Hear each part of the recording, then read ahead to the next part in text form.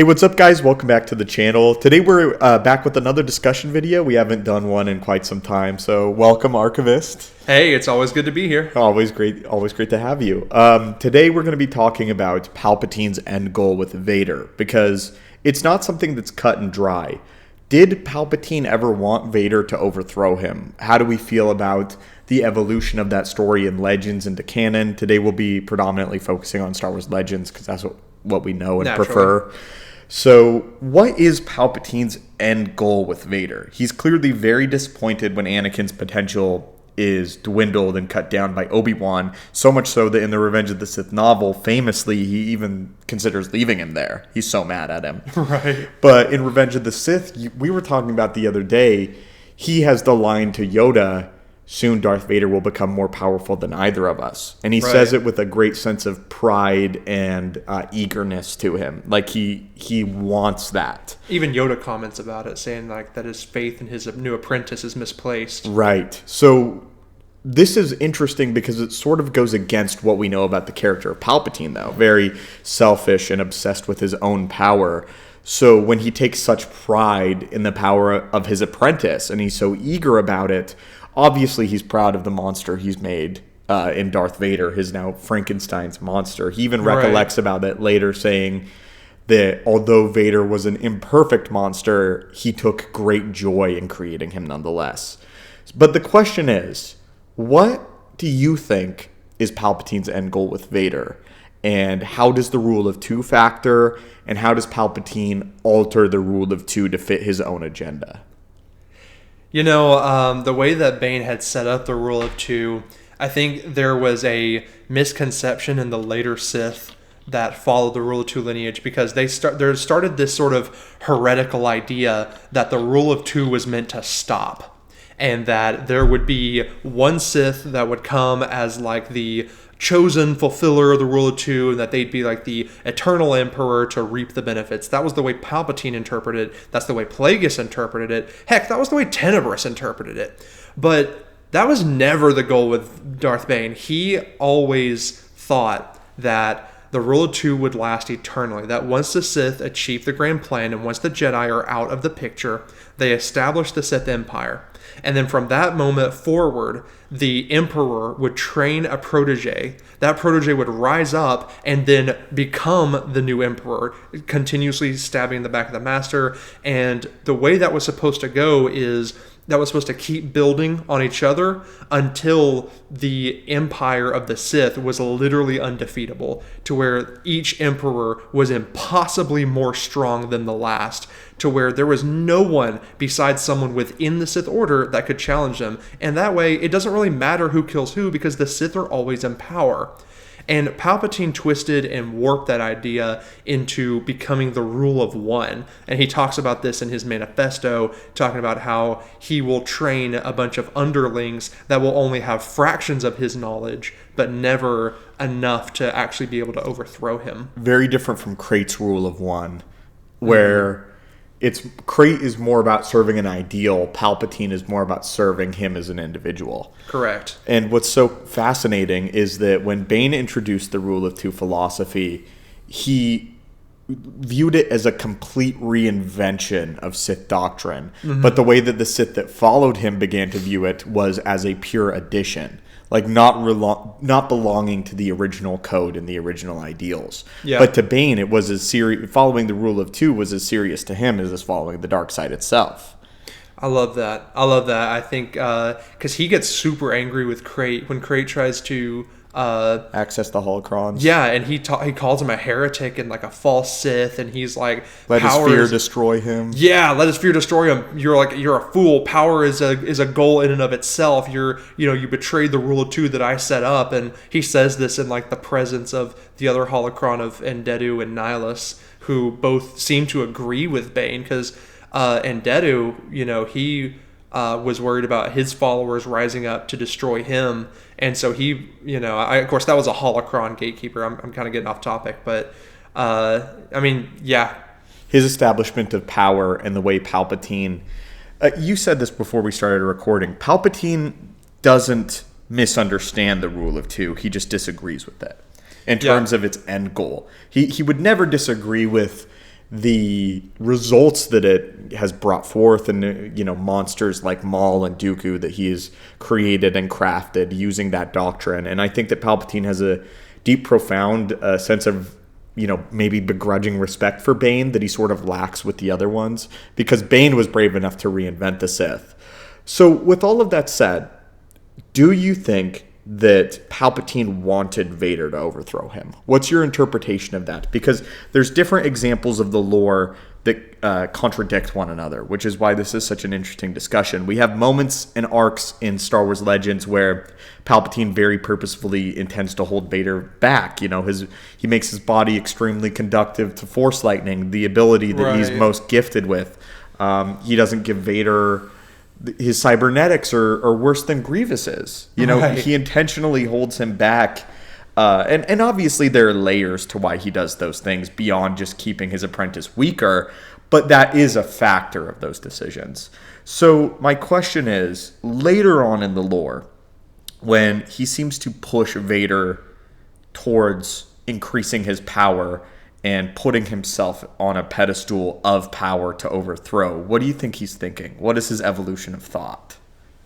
That's been one of the perplexing things, because you have this idea where, like you said, Palpatine wants to be the rule of one. He wants to reign eternally. And then there's that part of him who's like, come on, rise to the challenge, overcome your mental blocks. Like, you can achieve the power you once had if you just overcome your mental blockages. And, I had a personal theory for a while. And even though it's not really confirmed in other places, it's more like alluded to, I feel, that Palpatine may want to use essence transfer and put his spirit in Anakin's body so that he can attain all the midichlorians and the legendary power of the Chosen One.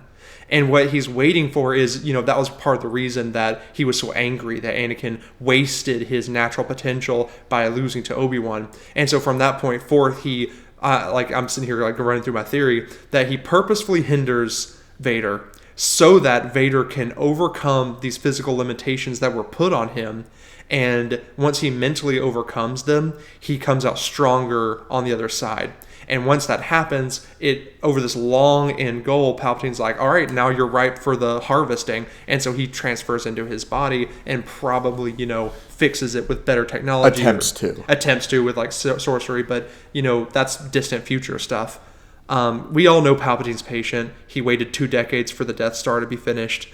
He can wait around that time for Vader to fix himself. But as Vader stagnates and he doesn't fix himself, he doesn't try to improve, Palpatine gets frustrated with him. Doesn't take interest in Sith knowledge or Sith lore. Right. And or histories. And Palpatine's like, here, just study this journal, read these holocrons, but Vader, he's only taking what he wants from those, taking irrelevant information and not growing as a Sith Lord. He doesn't really care for the Sith at all. He just views the Empire as his sole purpose because that's all he has left.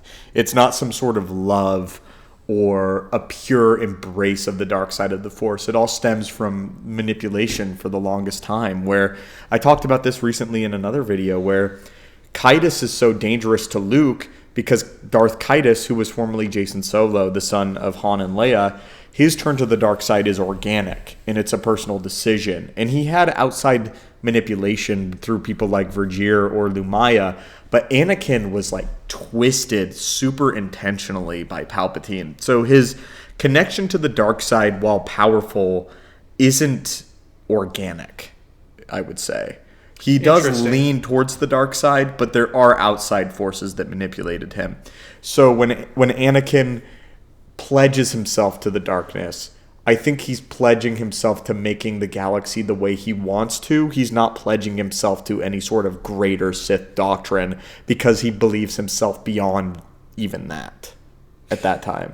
What's interesting is the only Sith knowledge Anakin ever had an interest in was saving Padme. He believed that the secret to life and death was the pathway to becoming the ultimate being. He thought that embracing Sith teachings wouldn't get him that. And now I'm starting to wonder, like this thought just occurred to me. Do you think that Anakin stopped trusting Sith teachings after that break, and that's why he doesn't study Sith lore? I think that Anakin's relationship with the Force is super complex. I think that all of the visions of his mother's death and his wife's death and the fulfillment of his self-fulfilling prophecy really bugged and messed with him a lot. I also think that's why he prefers to use the lightsaber. It's definitive, it's controlled, it's measured, and the Force to him, the Force has betrayed Anakin before. It's made him feel invincible and infallible when he wasn't. I think that that's an aspect of it. I don't think that that's the full evolution of it. And I also want to mention at the end that Vader does eventually take steps to overthrow Palpatine. He does, yeah. He attempts to. None of which... he doesn't do so as quickly as Palpatine would have liked. But I had another question before we get into the details of his attempts. Sure. Do you think that Palpatine needs Vader to move past his physical limitations first before he enacts essence transfer so that he can then sort of tap into the full strength of the Chosen One? And do you think that's why he delays it? There has to be sort of an own self-discovery within Vader and an own realization of his own power for Palpatine to access that at all. Here's my theory.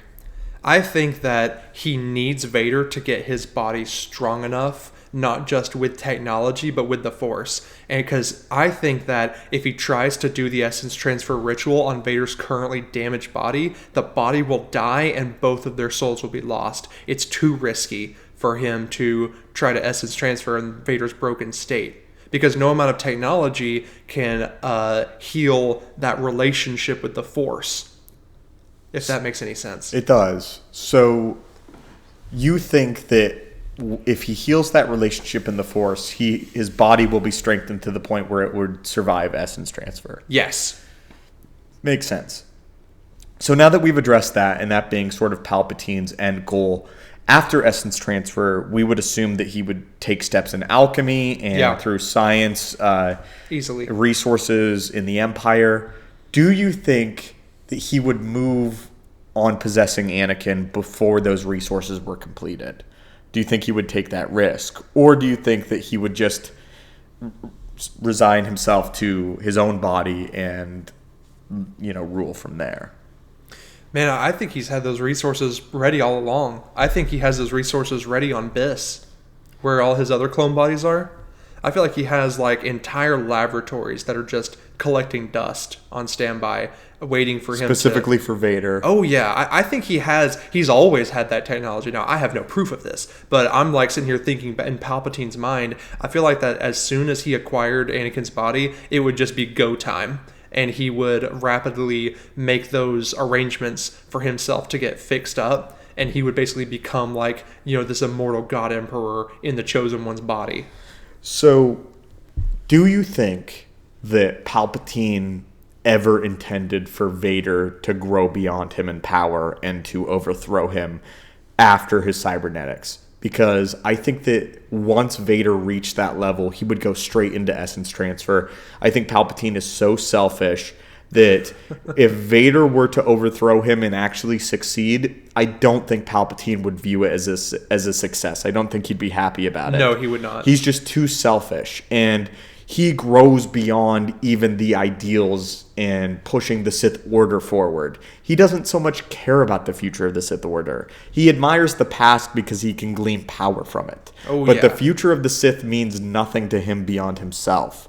So I think that while he needs to push Vader to a limit where he can grow powerful enough for essence transfer to take hold, I also think Palpatine needs to be really careful that he doesn't let Vader sneak up on him, which I think that a part of him is worried about, sincerely. I think there is a part of Palpatine that is legitimately afraid of Vader. Oh, there 100% is. And you talked about how he's so selfish that he can't see a successor being a success. He in both canon and Legends, they get this one aspect of Palpatine's character, right?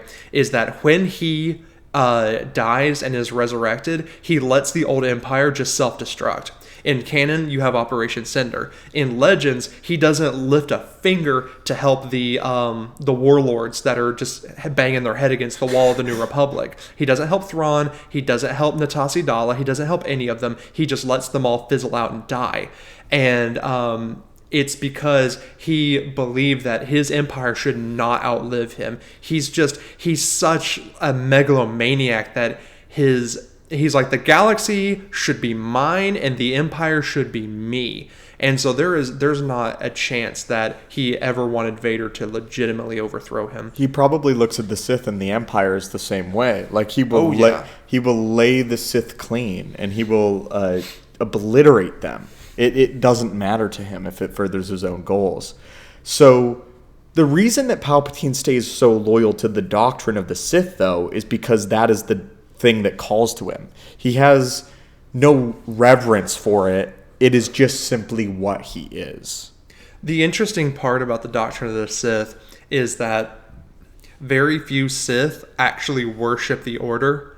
They use the Order to worship themselves. Right. And the entire philosophy behind the Sith is self-worship. And so it's like he uses the teachings of the Sith as a way to worship himself and his own power and to just get more of it. He allies with the tenets of the Sith because it all comes back to self-glorification. How close do you think Vader got to ever overthrowing him? Starkiller.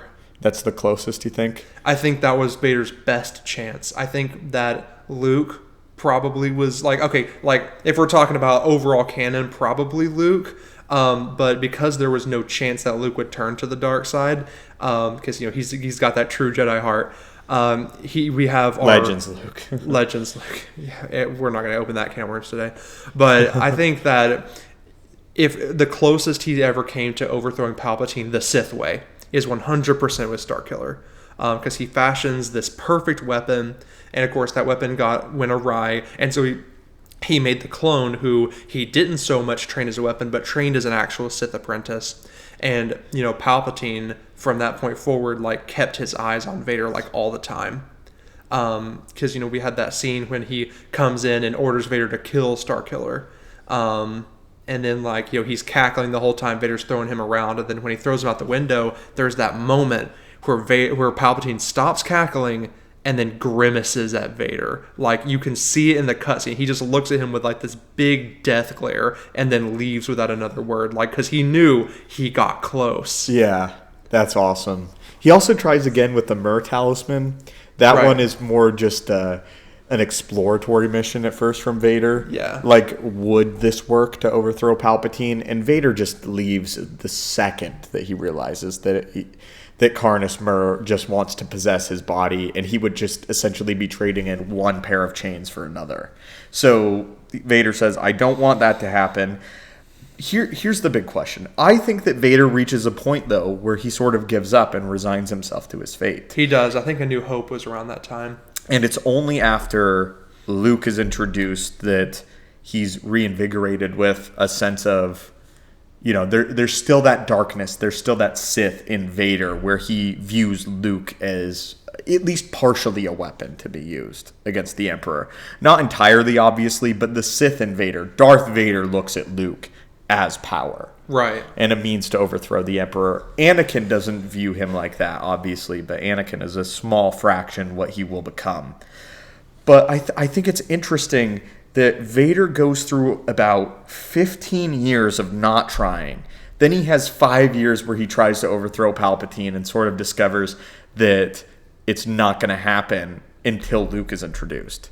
It's just such a fascinating way to follow things, and it makes the relationship between Vader and Palpatine so much more deeper than you could possibly imagine, because there's a deep sense of fear and resentment that they each have for one another, but at the same time it's symbiotic. They need each other, and they worship the same thing. They worship the Empire, and they're the two beings in the entire galaxy that are the most similar to one another, which is why they hate one another and why they need one another. It's one of the most screwed up, abusive relationships that you could fathom in all fiction. And it's one of those things that is entirely, I won't say entirely unexplored, because there are some works that, can go pretty deep into it.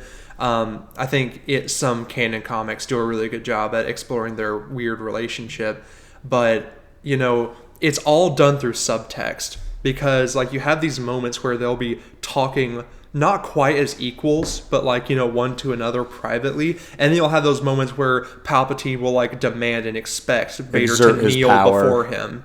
Yeah. It's fascinating, isn't it? That they do have moments where they sort of accept that they're both above everybody else, but they are still torn by the fact that they can never fully trust one another.